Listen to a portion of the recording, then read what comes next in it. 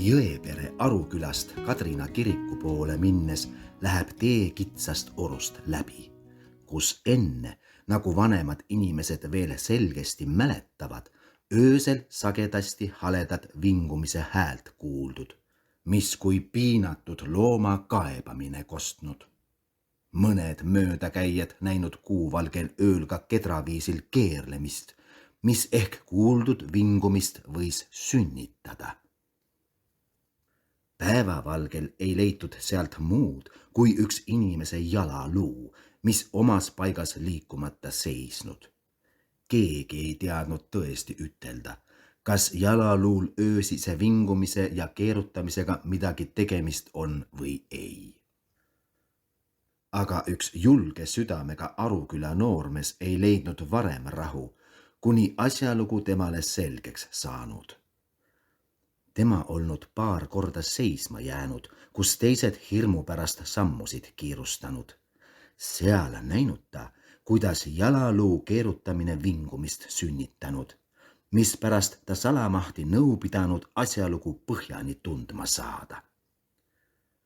Ühel kuuvalgel ööl läinud ta orgu, kuulnud juba eemalt vingumist ja näinud ligemale minnes jalaluu imelikku keerlemist. Tema vaadanud tükk aega naljakat kedratantsu ja näinud selgesti, et vingumine tõesti luu kiirest ümberkeerutusest tõusnud. Seal karanud ta paar sammu edasi, sasinud mõlema käega luukedrast kinni, mis veel tema pihus sipelnud, kui tahaks ta julge mehe käest vägisi pakku põgeneda. Aga tugeva mehe nahkkindad ja sepapihi sarnased sõrmed ei lasknud vangistatud asja nii hõlpsasti oma käest putkama minna. Aegamööda lõppes jalaluu siplemine ja äkitselt seisis üks võõras mees luuhoidja ees, kes kui tuulest sinna oli visatud. Võõras mees pajatas. 1000 tänu sulle selle hea tegemise eest, et sa mind pikast piinapõlvest tulnud päästma, kus minu vaene hing tänini rahu ei võinud leida. Küll käis rahvast paljugi mööda, siiski ei olnud kellelgi julgust tantsivat luud oma kätte võtta, nagu sina, hea mees, praegu tegid. Tälita pikemalt, kuidas ma sulle tähendan, kõik nõnda, et minu väsinud hing ükskord puhkama saab, siis pead sa oma vaeva eest kuningliku palga saama. Homme hommikul, kui koiduvalget tõstab, kaeva siia kohta, kus meie praegu seisame, 7 jala sügavune ja 6 jala pikkune haud. Pane kont haua põhja hommikupoolsesse otsa. Mine siis ja palu kirikuõpetaja siia, et tema palve ja surnu matmise õnnistamisega selle kondi maha matab. Siis pääsen ma piinast ja saan igavesse rahusse puhkama. Ma olin omal ajal rikas ja suur kuningas Rootsimaal. Ülekohus kihutas mind siia maale sõdima, kus väga palju vaga verd minu läbi ära valati. Sellepärast pidi ma pattude nuhtluseks sõjamässamisel siin paigas õnnetu otsa leidma. Suurem osa väge langes minuga sel samal päeval. Riismed, mis õnne korral järele jäid, põgenesid pakku, nii et kellelgi aega ei olnud surnute peale vaadata. Vaenlased riisusid minu keha paljaks ja jätsid kui koera raipe siia maha. Hiljem olid metsalised minu keha ära söönud, nii et muud temast järele ei jäänud, kui see ainuke jalaluu, mida siia vinguma pandi, kuni keegi tema peale juhtuks halastama, et luu saaks maha maetud ja minu hing pattude piinast päästetud. Kui jalaluu seatud surnuviisil on sisse õnnistatud ja kirikuõpetaja 3 labida otsatäit mulda tema peale on visanud, siis ära täida hauda veel mullaga, vaid oota seni, kui kirikuõpetaja on koju läinud. Pärast kaeva hauda hommikupoolt servast veel poole jala osa sügavamaks. Sealt leiad sa oma vaevapalga. Leitud rahast maksa 25 taaldrit kirikuõpetajale matmise eest. Lase 50 taaldrit kirikuvaestele jagada. Mis sellest üle jääb, on kõik sinu oma, mis ka sa teha võid, kuidas sa ise tahad. Nõnda rääkides olnud võõras niisama imelikult mehe silma eest kadunud, nagu ta sinna tulnud. Mees pannud vaia sinna kohale märgiks, kuhu ta haua pidi kaevama.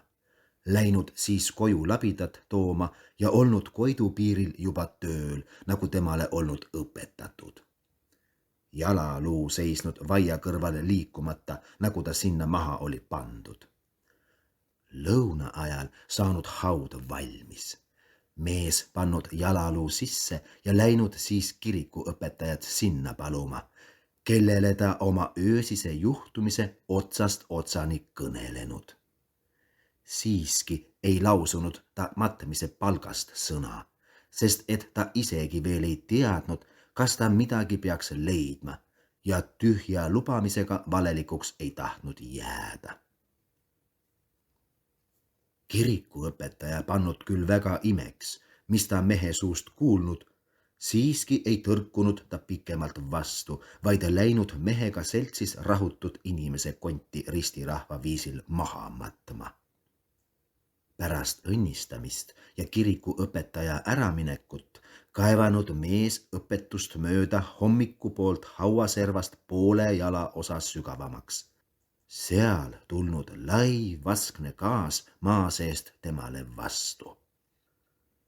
Kaant lahti kangutades leidnud ta 4 toobri suuruse vaskkatla, servini Rootsi taaldritega täidetud. Tema püüdnud kangiga katelt üles kergitada, mis kogunisti võimalik ei olnud.